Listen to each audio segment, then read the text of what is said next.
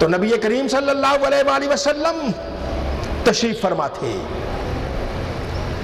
اور عبداللہ بن ابی منافقوں کا سردار،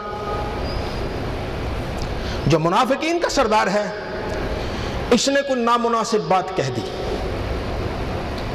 جب نامناسب بات کی، دوسرے صحابہ جو تھے ان کو تو تکلیف ہوئی، جو بیٹا تھا سگا ان کا، اس عبداللہ بن ابی کا سگا بیٹا اٹھ کے کھڑا ہو گیا، یا رسول اللہ مجھے اجازت دے، میں بد نصیب کا سر لے کے آ جاتا ہوں، بیٹا ہوں، باپ کا سر ختم کر دوں گا، اس کو لے کے آ جاتا ہوں۔ اللہ کے نبی نے کہا نہیں، تیرے لیے حکم یہ ہے تو اس سے اچھا سلوک ہی کرے، تیرے لیے حکم یہ ہے کہ اس سے تو اچھا سلوک کر، اس سے صحبت اچھی کر، میں تجھے یہ حکم نہیں دے سکتا۔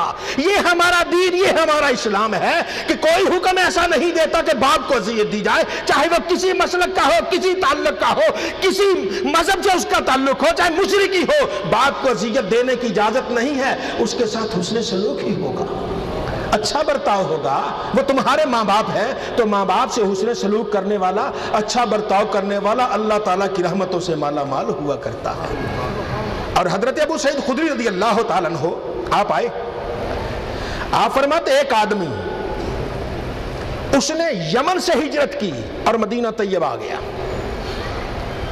یمن میں گھر کو چھوڑا، وطن چھوڑا، دوست احباب چھوڑے، ماں باپ چھوڑے، سب کچھ چھوڑ کے مدینہ طیبہ آ گیا، اور مدینہ طیبہ کی فضا ہی ایسی ہے، ایمان والوں کا دل ویسے ہی مچلتا رہتا ہے۔ مدینہ طیبہ کی فضا سے بڑھ کر کون سی فضا ہوگی؟ ذرا سا نام تو لے دو مدینہ طیبہ کا، ایمان والے کا ویسے ہی تصور میں گم ہو جاتا ہے۔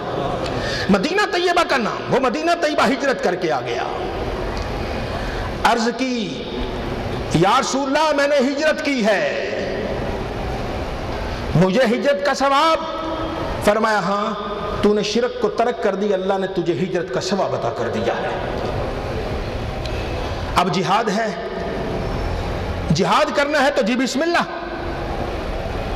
پھر سرکار نے فرمایا کیا یمن میں تیرا کوئی قریبی رشتہ دار ہے؟ جہاں سے تو آئے ہو کیا یمن میں کوئی قریبی رشتہ دار ہے؟ یا رسول اللہ میرے دونوں ماں باپ ہیں، ماں باپ زندہ ہیں، کیا ان دونوں نے تجھے اجازت دی؟